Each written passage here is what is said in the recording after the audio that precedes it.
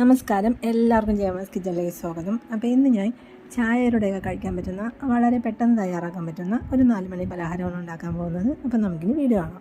അപ്പോൾ ഞാനിവിടെ 2 റോബസ്റ്റ പഴം എടുത്തിട്ടുണ്ട്. അപ്പോൾ ഇത് ചെറുപഴം എടുക്കാം, അപ്പം നമുക്ക് ഏത്തപ്പഴം എടുക്കാം, നമുക്ക് ഇഷ്ടമുള്ള പഴം എടുക്കാം കേട്ടോ. ഇനി ഇതിൻ്റെ തൊലിയൊന്നും കളഞ്ഞ് നമുക്കൊരു പാത്രത്തിലോട്ട് ഇട്ട് കൊടുക്കാം.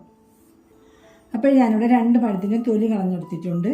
ഇനി ഈ പഴം നന്നായിട്ടൊന്ന് ഉടച്ചെടുക്കാം.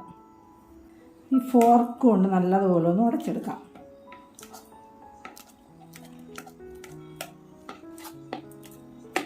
ഈ പഴം ഇതുപോലെ ഒന്ന് ഉടച്ചെടുക്കണം. അപ്പോൾ നല്ല പേസ്റ്റൊന്നും ആയി വരണ്ട, ഒന്ന് ജസ്റ്റ് ഒന്ന് ഇതേപോലെ ഒന്ന് ഉടച്ചെടുക്കണം. ഇനി ഇതിലേക്ക് 1.5 കപ്പ് അരിപ്പൊടി ചേർത്ത് കൊടുക്കുക. അപ്പോൾ ഇത് ഞാൻ വറുത്ത അരിപ്പൊടിയാണ് എടുത്തേക്കുന്നത്.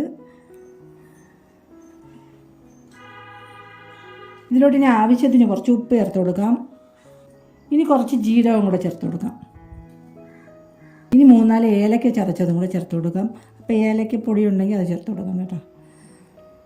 ഇനി കുറച്ച് തേങ്ങ ചിരകിയതും കൂടെ ചേർത്ത് കൊടുക്കാം. അപ്പോൾ ഞാനിവിടെ 1/2 മുറി തേങ്ങ ചിരകിയതാണ് എടുത്തേക്കുന്നത്. ഇനി ശർക്കര പാനി ചേർത്ത് കൊടുക്കാം. അപ്പോൾ ഞാൻ ഇവിടെ 250 ശർക്കര കുറച്ച് വെള്ളം ഒഴിച്ചൊന്ന് ഉരുക്കിയെടുത്തതാണ്. അപ്പോൾ ഇത് നല്ല ചൂടോടുകൂടിയാണ് ഇതിലോട്ട് ഒഴിച്ചു കൊടുക്കാം കേട്ടോ. ഇതിലോട്ട് ഒഴിച്ചു കൊടുക്കാം. എന്നിട്ടൊരു സ്പൂൺ കൊണ്ട് ഇതൊന്ന് മിക്സ് ചെയ്യുക അതെല്ലാം കൂടെ.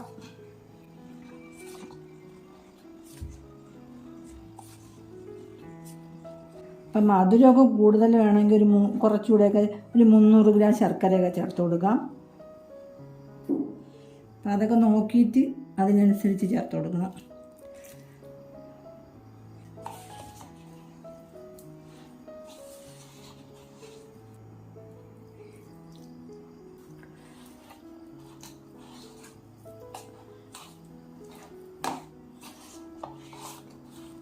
ഇനി നമുക്കിത് കൈ വെച്ച് നല്ലതുപോലെ ഒന്ന് കുഴച്ചെടുക്കാം.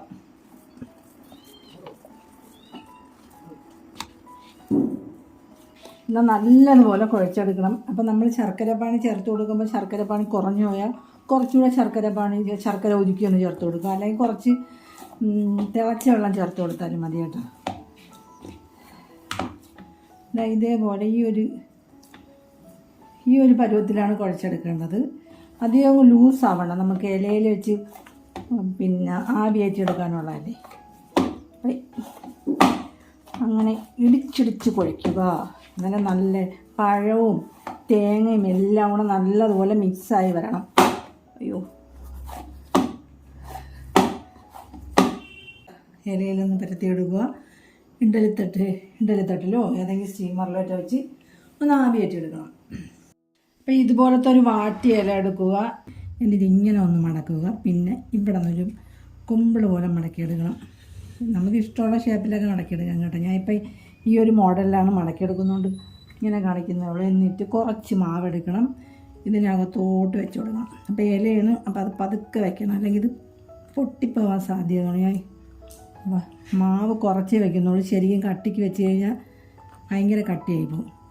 എന്നിട്ട് ഇതിങ്ങനെ പതുക്കെ പ്രസ് ചെയ്ത് കൊടുത്താൽ മതി. ഇപ്പോൾ ഈ സൈഡിലൊക്കെ അങ്ങ് വന്നോളൂ.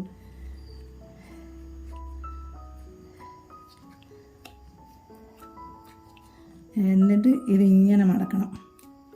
നമ്മൾ സമോസയൊക്കെ മടക്കില്ല, അതുപോലെയൊക്കെ തന്നെ സമോസ ഷീറ്റ് ഇങ്ങനെ വെച്ചിട്ട് മടക്കുന്ന പോലെ ഇങ്ങനെ മടക്കുക. ഇതിങ്ങനെ അങ്ങ് മടക്കി കൊടുത്താൽ മതി. പതുക്കെ ഇങ്ങനെ പ്രസ് ചെയ്ത് കൊടുക്കണം. അപ്പോൾ ഈ കോർണറിലൊക്കെ അങ്ങ് വന്നോളും മാവ് ശരിക്കും. അപ്പോൾ ഒരു ഷേപ്പായിട്ട് വരും.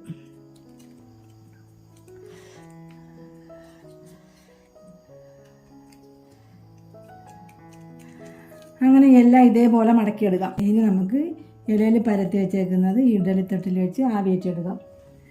എല്ലാം ഓരോന്നായിട്ട് ഇങ്ങനെ അടുക്കി വെച്ച് കൊടുക്കാം.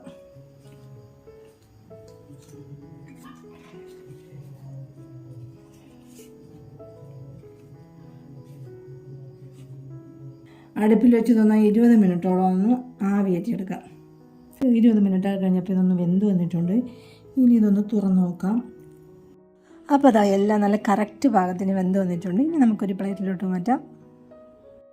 അപ്പോൾ എല്ലാവരും ഇതുപോലെ ഒന്ന് ട്രൈ ചെയ്ത് നോക്കും. അപ്പോൾ നിങ്ങൾക്ക് ഈ വീഡിയോ ഇഷ്ടമായെങ്കിൽ ലൈക്ക് ചെയ്യാനും ഷെയർ ചെയ്യാനും ചാനൽ സബ്സ്ക്രൈബ് ചെയ്യാനൊന്നും മറക്കരുത്. അപ്പോൾ നമുക്ക് മറ്റൊരു റെസിപ്പിയുമായി അടുത്ത വീഡിയോ കാണാം.